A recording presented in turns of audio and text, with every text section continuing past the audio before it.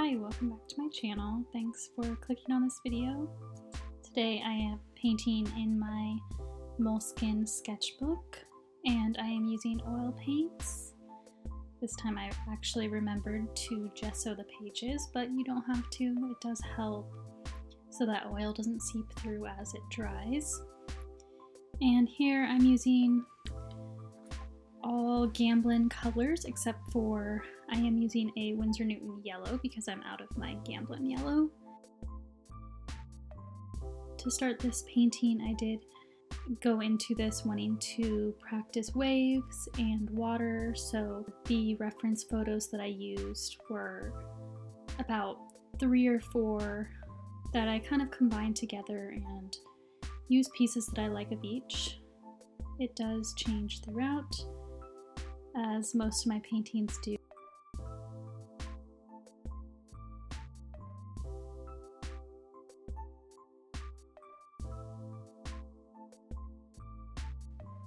So I start with the mid-tones and start adding more of the yellow to create that depth. Everyone kind of creates these differently. I know some people start with their darkest tone, but for me I like to look at the mid-tones first.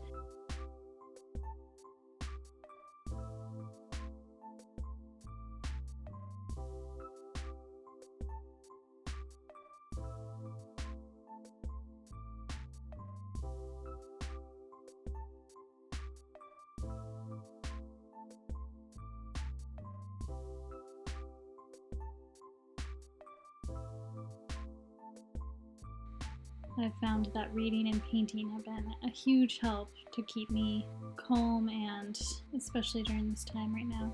And I'm hoping everyone is healthy.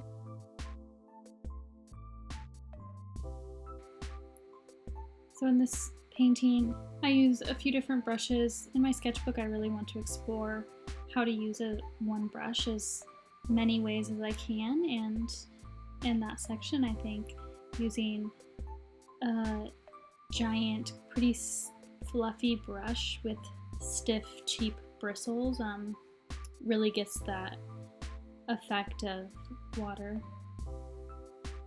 And then I start to go in and add the darker tones to create some definition. And I like to do it in these steps because the painting kind of transforms once you add these in, and I find that when I start with these tones that I end up going over them again anyways. But in Sketchbook, it's all about trying new things and really exploring the ways you're using colors and texture. And I like to do that with only a few brushes, and I kind of forget what brush is in my hand and I just use it as many ways as I can. So I know I use this one even in the sky to blend out because it is one of my softer brushes. If you are painting along, it is really nice to add in some yellow when you're in the deeper sections and shadows, because it shows that there's just the waves crashing under them. And I found that was the trick that really helped show the definition and dimension in this piece.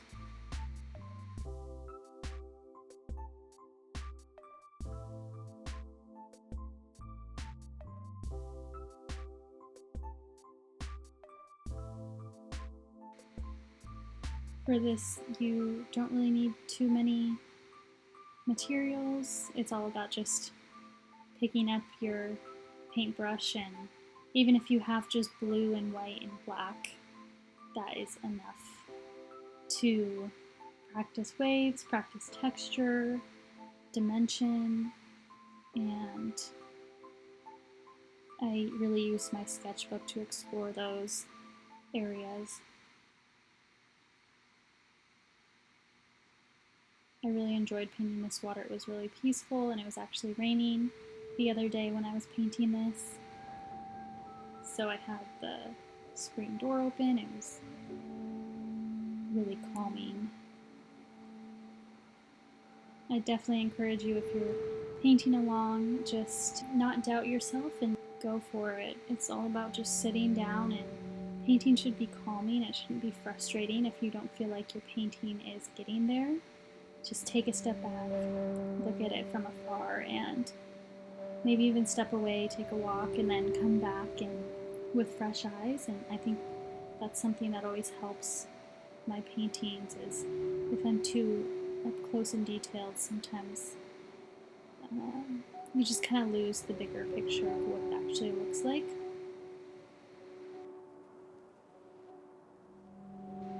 So again, I'm still going in, adding those details. The front wave already has movement and dimension, and I really like how that one turned out, and I do go back in and adjust it a little bit more, but then I wanted to add the same detail in the rest of the waves in the background.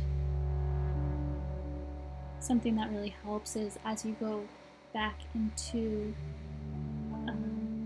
the background of your paintings, it's always best to diffuse the texture a little bit so it's not as detailed, and that just creates that perspective.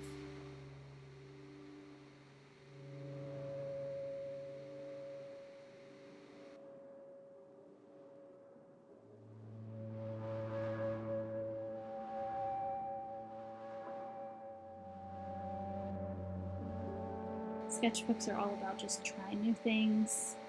Even if you want to take 3 of the waves and practice different techniques, the sketchbook is definitely the place to do it, because then when it's on a canvas, it's a little bit more pressure to me when I put something on the canvas, whereas in my sketchbook I can just flip to a new page and if I don't like it. Whereas on a canvas I tend to cover up paintings if I don't like them and redo them. So here again, going with that thicker, larger bristles to add a lot more texture. Oil paint is so amazing for that. I just love how much detail and 3D effect painting can have. I've been using Gamblin oil paints for a while, and I love the buttery feeling of them.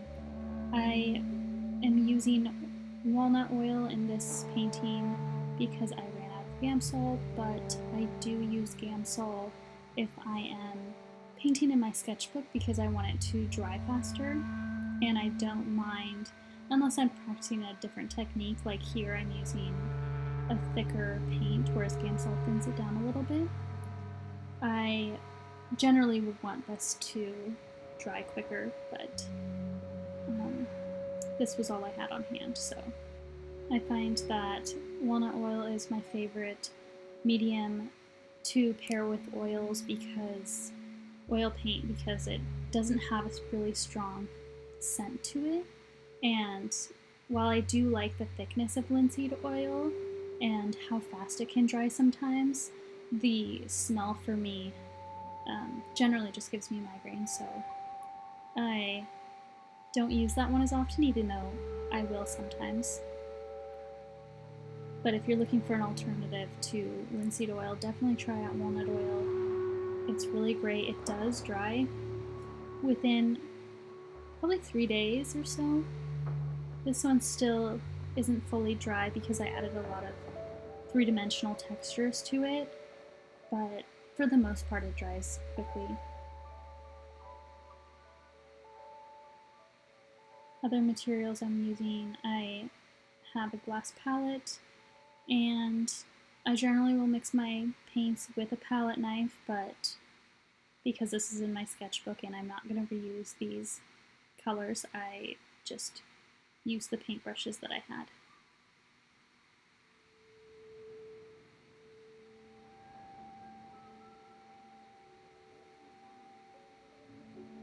Painting waves is also a really great thing to do if you just want to work on something for a few minutes a day and come back to it, because it's something that you can always come back to and define a little bit more or change the waves. and add more definition.